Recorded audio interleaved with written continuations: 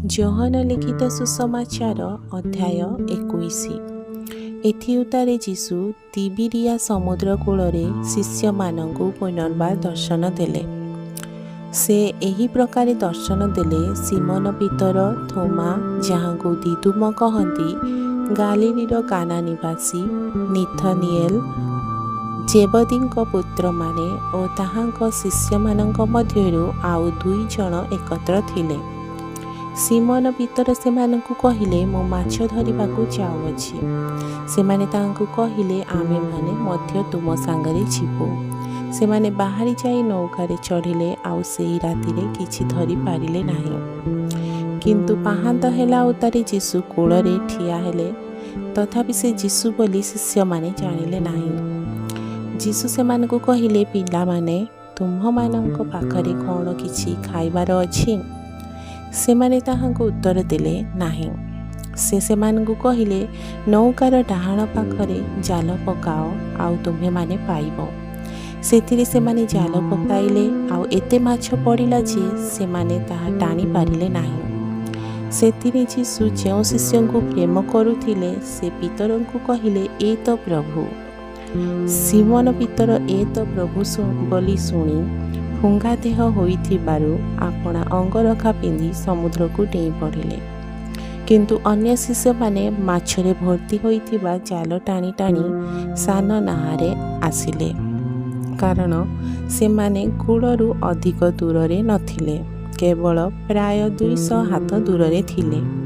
ସେମାନେ କୂଳରେ ଓହ୍ଲାଇ ସେଠାରେ ଅଙ୍ଗାରର ନିଆଁ, ପୁଣି ତା ଉପରେ ଭଜା ମାଛ ଓ ରୋଟି ଥୁଆ ହୋଇଥିବା ଦେଖିଲେ। ଯୀଶୁ ସେମାନଙ୍କୁ କହିଲେ, ତୁମ୍ଭେମାନେ ଏବେ ଯେଉଁ ମାଛ ଧରିଅଛ, ସେଥିରୁ କିଛି ଆଣ। ସିମୋନ ପିତର ଯାଇ 153 ବଡ଼ ବଡ଼ ମାଛରେ ଭର୍ତ୍ତି ହୋଇଥିବା ଜାଲ କୂଳକୁ ଟାଣି ଆଣିଲେ, ଆଉ ଏତେ ମାଛରେ ସୁଦ୍ଧା ଜାଲ ଛିଣ୍ଡିଲା ନାହିଁ। ଯୀଶୁ ସେମାନଙ୍କୁ କହିଲେ, ଆସି ଭୋଜନ କର। ଶିଷ୍ୟମାନଙ୍କ ମଧ୍ୟରୁ କେହି ତୁମ୍ଭେ କିଏ ବୋଲି ତାହାଙ୍କୁ ପଚାରିବାକୁ ସାହସ କରୁନଥିଲେ, କାରଣ ସେ ଯେ ପ୍ରଭୁ ଏହା ସେମାନେ ଜାଣିଥିଲେ।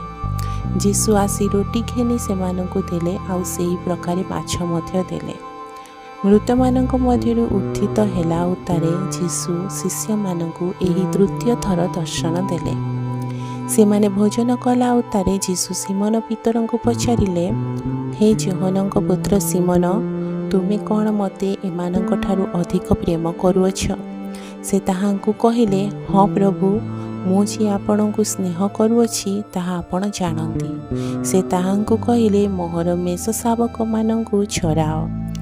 ସେ ପୁନର୍ବାର 2ୟ ଥର ତାହାଙ୍କୁ ପଚାରିଲେ, ହେ ଯୋହନଙ୍କ ପୁତ୍ର ସିମୋନ, ତୁମେ କ'ଣ ମୋତେ ପ୍ରେମ କରୁଅଛ? ସେ ତାହାଙ୍କୁ କହିଲେ, ହଁ ପ୍ରଭୁ, ମୁଁ ଯେ ଆପଣଙ୍କୁ ସ୍ନେହ କରୁଅଛି ତାହା ଆପଣ ଜାଣନ୍ତି। ସେ ତାହାଙ୍କୁ କହିଲେ, ମୋହର ମେଷମାନଙ୍କୁ ପ୍ରତିପାଳନ କର।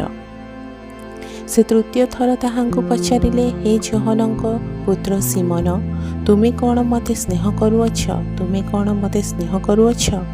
ଏହା କହି ସେ 3ୟ ଥର ପିତରଙ୍କୁ ପଚାରିବାରୁ ସେ ଦୁଃଖିତ ହୋଇ ତାହାଙ୍କୁ କହିଲେ, ପ୍ରଭୁ, ଆପଣ ସମସ୍ତ ବିଷୟ ଜାଣନ୍ତି। ମୁଁ ଯେ ଆପଣଙ୍କୁ ସ୍ନେହ କରୁଅଛି ତାହା ଆପଣ ଜାଣନ୍ତି। ଯୀଶୁ ତାହାଙ୍କୁ କହିଲେ, ମୋହର ମେଷମାନଙ୍କୁ ଚରାଅ। ସତ୍ୟ ସତ୍ୟ ମୁଁ ତୁମକୁ କହୁଅଛି, ଯୁବକ ଥିବା ସମୟରେ ତୁମ୍ଭେ ଆପଣା କଟିବନ୍ଧନ କରି ଯେଉଁଆଡ଼େ ଇଚ୍ଛା ସେଇଆଡ଼େ ଭ୍ରମଣ କରୁଥିଲ, କିନ୍ତୁ ବୃଦ୍ଧ ହେଲେ ତୁମ୍ଭେ ଆପଣା ହସ୍ତ ବିସ୍ତାର କରି ଓ ଅନ୍ୟ ଜଣେ ତୁମ୍ଭର କଟିବନ୍ଧନ କରି ଯେଉଁଆଡ଼େ ତୁମର ଇଚ୍ଛା ନଥିବ ସେଆଡ଼େ ତୁମକୁ ଘେନିଯିବ। ସେ କେଉଁ ପ୍ରକାରର ମୃତ୍ୟୁଭୋଗ ଦ୍ୱାରା ଈଶ୍ୱରଙ୍କୁ ଗୌରବାନ୍ୱିତ କରିବେ, ସେଥିର ସୂଚନା ଦେଇ ସେ ଏହା କହିଲେ। ଏହା କହିଲା ଉତ୍ତାରେ ସେ ତାହାଙ୍କୁ କହିଲେ, ମୋହର ଅନୁଗାମୀ ହୁଅ।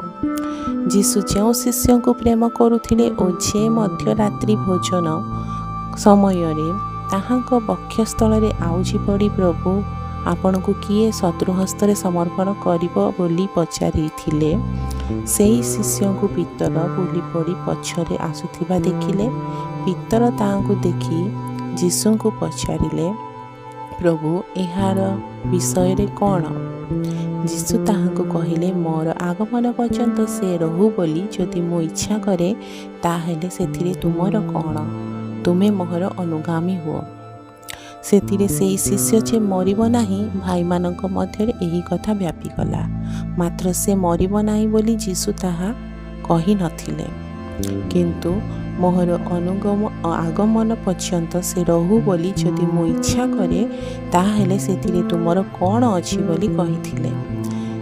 ଯେ ଏହି ସମସ୍ତ ବିଷୟରେ ସାକ୍ଷ୍ୟ ଦେଉଅଛନ୍ତି ଓ ଏହି ସମସ୍ତ ଲେଖିଅଛନ୍ତି, ସେ ସେହି ଶିଷ୍ୟ, ଆଉ ତାହାଙ୍କର ସାକ୍ଷ୍ୟ ଯେ ସତ୍ୟ, ତାହା ଆମେମାନେ ଜାଣୁ। ପୁଣି ଯୀଶୁ ଆହୁରି ଅନେକ ଅନେକ କର୍ମ ମଧ୍ୟ କରିଥିଲେ। ସେହି ସବୁ ଯଦି ଗୋଟି ଗୋଟି କରି ଲେଖାଯାଆନ୍ତା, ତାହେଲେ ଏତେ ପୁସ୍ତକ ଲେଖା ହୁଅନ୍ତା ଯେ ମୋହର ବିଚାରରେ ସମୁଦାୟ ଜଗତରେ ସୁଦ୍ଧା ସେହି ସବୁ ରଖିବା ନିମନ୍ତେ ସ୍ଥାନ ହୁଅନ୍ତା ନାହିଁ। ପ୍ରଭୁ ଏ ବାକ୍ୟରେ ଆପଣମାନଙ୍କୁ ଆଶୀର୍ବାଦ କରନ୍ତୁ।